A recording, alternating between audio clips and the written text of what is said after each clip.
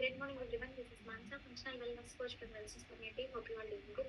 ఈ రోజు నేను మీతో ఒక ఇంపార్టెంట్ సైన్స్ టాపిక్ గురించి డిస్కస్ చేయడానికి వచ్చానండి. ఆ టాపిక్ ఏంటంటే సిఓపిడి. సిఓపిడి అంటే క్రానిక్ అబ్స్ట్రక్టివ్ పల్మనరీ డిసీజ్ అనమాట. ఇది లంగ్స్ కి సంబంధించిన ఒక డిసీజ్. చాలా మంది కూడా లంగ్స్ కి సంబంధించిన డిసీజ్ అనగానే ఫస్ట్ దీన్ని ఆస్తమా అనుకుంటారు. But it is not asthma. ఎందుకంటే ఆస్తమాకి సిఓపిడికి చాలా డిఫరెన్సెస్ ఉన్నాయి. ఆస్తమా గురించి చూసుకుంటే అది చైల్డ్హుడ్ లోనే వచ్చేస్తుంది, చిన్నపిల్లలకి వస్తుంది. అండ్ అదేంటంటే అడోలసెంట్ ఏజ్ లో కూడా వస్తుంది. And it is reversible, complete గా మన ఆస్తమాను రివర్స్ చేసేయచ్చు. బట్ సిఓపిడి గురించి చూసుకుంటే సిఓపిడి అనేది 40+ ఏజ్ లో ఉంటుంది. అండ్ దాన్ని రివర్స్ చేయడం చాలా కష్టం. ఇట్ ఈస్ రివర్సబుల్ అని చెప్పాలంటే. ఓకేనా. అండ్ ఆస్తమాలో ఏంటంటే మనకు associated with allergens, irritants and hay fever. వేరే COPD is associated with past history of smoking. Okay, na? Without further delay, let's dive into the topic. One second, please let me share my screen.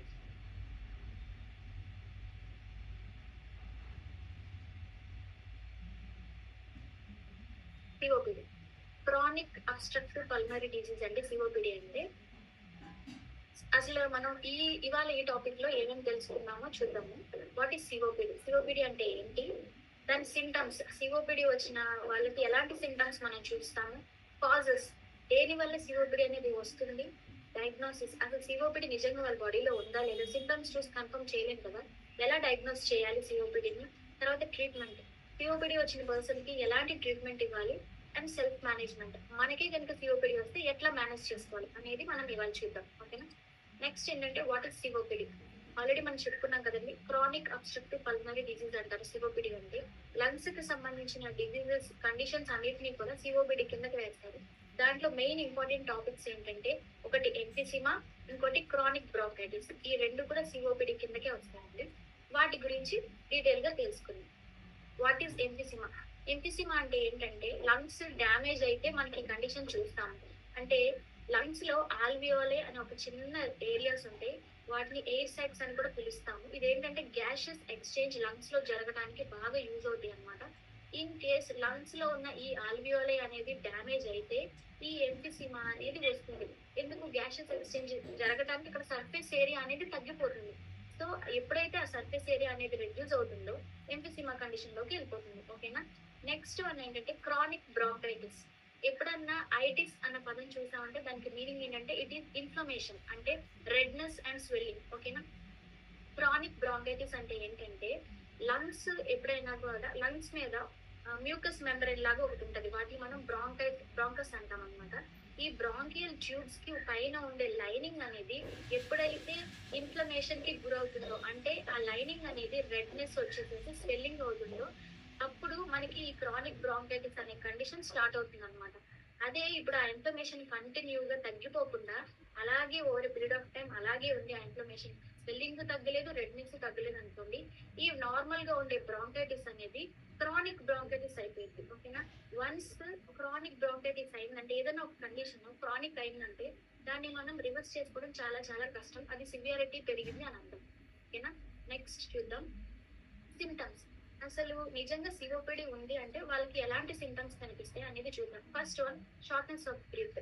ఎప్పుడు కూడా ఆయాసంగా, శ్వాస తీర్చుకోవడానికి చాలా ఇబ్బంది పడుతూ ఉంటారు వాళ్ళు. అంటే ఇప్పుడు సపోజ్ నార్మల్ పీపుల్ తో కంపేర్ చేసుకుంటే మనం నార్మల్ గా ఒక చిన్న వాక్ చేసి వచ్చినా, లైక్ స్టెప్స్ ఎక్కువ వచ్చినా నార్మల్ గా ఉంటుంది మనం. కానీ ఈ సిఓపిడి ఉన్న పర్సన్స్ ఒక వాకింగ్ వెళ్ళి వచ్చినా, ఒక చిన్న స్టెప్స్ ఎక్కినా, ఏదైనా ఎక్సర్సైజ్ చేసినా కూడా వాళ్ళకి బాగా ఇప్పుడు ఆస్మా వాళ్ళు ఎట్లాగా ఫీల్ అవుతూ ఉంటారు, అట్లా శ్వాస తీసుకోవడానికి చాలా ఇబ్బంది పడుతూ ఉంటారు అనమాట. తర్వాత సెకండ్ సిమ్టమ్ ఏంటంటే ఏ కాఫ్ దట్ ప్రొడ్యూసెస్ ఫ్లమ్. ఫ్లమ్ అనే ఇది ఎక్కువగా ప్రొడ్యూస్ అవుతూ ఉంటుంది. ఫ్లమ్ అంటే ఏంటంటే దాన్ని మనం తెలుగులో కఫం అని కూడా పిలుస్తూ ఉంటారు, చాలా మంది వినే ఉంటారు. వాళ్ళు దగ్గిన తుమ్మిన ఏం చేసినా కూడా లంగ్స్ లో నుంచి వాళ్ళకి ఫ్లమ్ అనేది బయటపడుతూ ఉంటుంది. ఓకేనా. This is the second symptom. Third symptom వచ్చి వీజింగ్. వీజింగ్ అంటే ఒక విజిల్ లాగా ఒక సౌండ్ వస్తూ ఉంటుంది అనమాట నోట్లో నుంచి, అంటే గురక సౌండ్ లాగా వస్తుంది. ఇప్పుడు మామూలుగా గురక అనేది మనకి నిద్రపోయినప్పుడు వస్తే అది కామన్, అందరికీ తెలుసు. బట్ ఈ సిఓపిడి ఉన్న పర్సన్స్ ఏంటంటే వాళ్ళు నార్మల్ గా శ్వాస తీసుకుంటున్నా లంగ్స్ లో ఒక ఏదైనా అబ్స్ట్రక్షన్ ఉంటది కాబట్టి వాళ్ళకి గురక తీసుకున్నట్టుగా, గురక పెడుతున్నట్టుగా విజిల్ సౌండ్ లాగా వస్తుంది అనమాట, దాన్ని వీజింగ్ అంటారు. నెక్స్ట్ ఫోర్త్ సిమ్టమ్ ఏంటంటే రెగ్యులర్ చెస్ట్ ఇన్ఫెక్షన్స్. ఏదో విధంగా వాళ్ళకి చెస్ట్ ఇన్ఫెక్షన్స్ అనేవి వస్తూ ఉంటాయి అనమాట. These are the symptoms of COPD patients. Next మనం కాజెస్ అనేది చూద్దాం.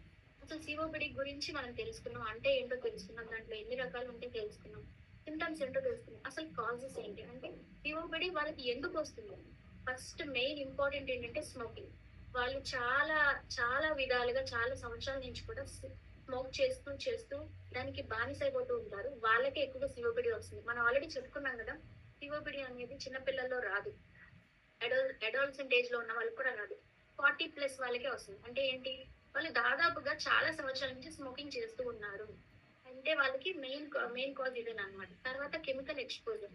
కొంతమంది ఉంటారు కెమికల్ ఫ్యాక్టరీస్ లో పనిచేసే వాళ్ళు, లేకపోతే ఏదైనా ల్యాబ్స్ లో పనిచేసే వాళ్ళు, అట్లా అట్లా హెవీ మెషినరీలో పనిచేసే వాళ్ళకి కూడా కెమికల్ ఎక్స్పోజర్ అనేది ఎక్కువగా జరగడం వల్ల వాళ్ళు అనుకోకుండానే వాటిని పీల్చేస్తారు, అవి లంగ్స్ లోకి వెళ్ళిపోతాయి కెమికల్స్. సో దాని వల్ల కూడా సిఓపిడి అనేది వస్తుంది. తర్వాత డస్ట్ ఎక్స్పోజర్.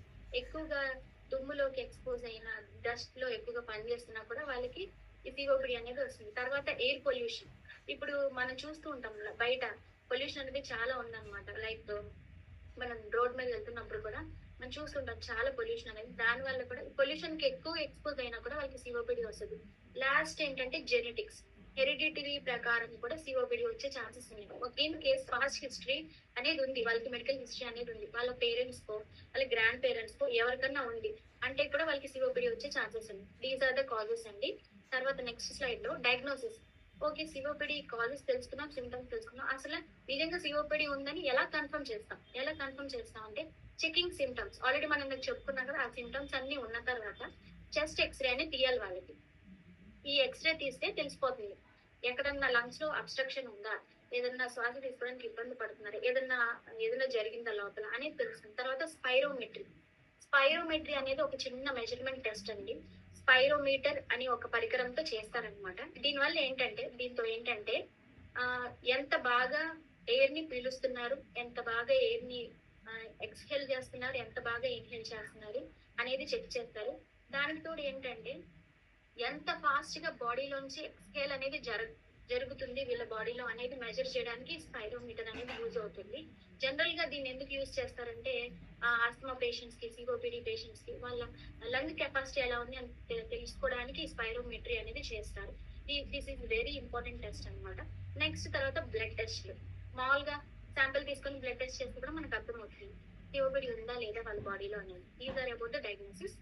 తర్వాత చూద్దాం సిఓపిడి ట్రీట్మెంట్ అంటే ఇంకేం చేస్తామండి, ఆల్రెడీ వాళ్ళు దాదాపుగా చాలా సంవత్సరాల నుంచి స్మోక్ చేస్తూ ఉన్నారు, 40+ ఇయర్స్ వచ్చేసి సివియర్ క్రానిక్ కండిషన్స్ లోకి వచ్చేసారు, క్రానిక్ బ్రాంకైటిస్ వచ్చిందంటే ఇంకా వాళ్ళకి వేరే ఆప్షన్ లేదు, కంపల్సరీ వాళ్ళు స్మోకింగ్ అనేది స్టాప్ చేసేయాలి. ఈవెన్ దో వాళ్ళు ఎడిక్ట్ అయినా కూడా వాళ్ళు స్మోకింగ్ అనేది స్టాప్ చేసేసి వాళ్ళ హెల్త్ గురించి జాగ్రత్త తీసుకోవాలి, లేకపోతే చాలా సివియర్ కండిషన్స్ లోకి వెళ్ళిపోతారు అన్నమాట.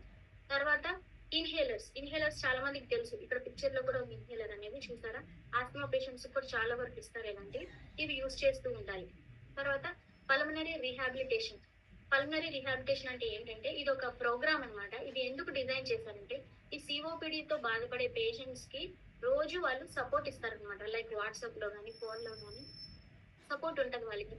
ఎలాంటి ఎక్సర్సైజ్ చేసుకోవాలి, బ్రీతింగ్ ఎక్సర్సైజెస్ ఎలా చేసుకోవాలి, ఎలా కంట్రోల్లో ఉండాలి, ఏ ఫుడ్ తినాలి, అండ్ తర్వాత ఎంత జాగ్రత్తగా ఉండాలి, ఎలాంటివి తినకూడదు, ఎలాంటివి తినాలి అనేవి మొత్తం క్లియర్ గా వాళ్ళకి సపోర్ట్ ఇచ్చి ఎంకరేజ్ చేస్తూ ఉంటారు. ఆ ప్రోగ్రామ్ ని పల్మనరీ రీహాబ్ అంటారు. దాంట్లో జాయిన్ అయ్యి ఈ ట్రీట్మెంట్ కి సంబంధించిన అన్ని తెలుసుకొని జాగ్రత్త పడవచ్చు. నెక్స్ట్ ఏంటంటే ఇంకా ఫైనల్ గా లంగ్ ట్రాన్స్ప్లాంట్ అండి. ఇంకా వాళ్ళకి ఏం చేసినా కూడా వాళ్ళకి తగ్గదు సిఓపిడి అనేది, అన్ని కండిషన్స్ దారిపోయి చేదాటిపోయినాయి అనుకుంటే లాస్ట్ ఆప్షన్ అనేది లంగ్ ట్రాన్స్ప్లాంట్. ఓకేనా? These are about the treatments. Next ఏంటంటే సెల్ఫ్ మేనేజ్మెంట్. సిఓపిడి అనేది మనకే ఉంది, దాన్ని ఎలా సెల్ఫ్ మేనేజ్మెంట్ చేసుకోవాలి? చక్కగా ఎక్సర్సైజ్ రెగ్యులర్ గా చేసుకుంటూ ఉండాలి, keep a healthy weight, nutritious food తీసుకొని మన వెయిట్ అనేది ఎక్కువగా పెరగకుండా మంచిగా BMI లో ఉండేలా చూసుకోవాలి. తర్వాత బ్రీతింగ్ ఎక్సర్సైజెస్ ప్రాక్టీస్ చేస్తూ ఉండాలి. చాలా మంది బ్రీతింగ్ ఎక్సర్సైజ్ ప్రాక్టీస్ చేస్తూ ఉంటారు అనమాట, అది సిఓపిడికి బాగా హెల్ప్ అవుతుంది. తర్వాత వ్యాక్సినేషన్స్. ఇందులో సిఓపిడికి సంబంధించి చాలా వ్యాక్సినేషన్స్ ఉన్నాయండి. నేను ఇంపార్టెంట్ గా ఒక 5 వ్యాక్సినేషన్స్ చెప్తాను, అవి నోట్ చేసుకోండి. ఫస్ట్ వన్ ఏంటంటే న్యూమోకోకల్ వ్యాక్సిన్ అనమాట. తర్వాత ఇన్ఫ్లుయెన్జా వ్యాక్సిన్. తర్వాత సార్స్ వ్యాక్సిన్, COVID-19 టైంలో ఇచ్చారు కదండి, సార్స్ CoV-2 అని చెప్పి ఒక వ్యాక్సిన్, అదొకటి. Next పెట్యూసిస్ vaccine. తర్వాత వారిసెల్లా జోస్టర్ వ్యాక్సిన్. ఇవన్నీ కూడా ఈ సిఓపిడికి బాగా యూజ్ అవుతాయి అనమాట. దట్ ఈస్ అబౌట్ సిఓపిడి అండి.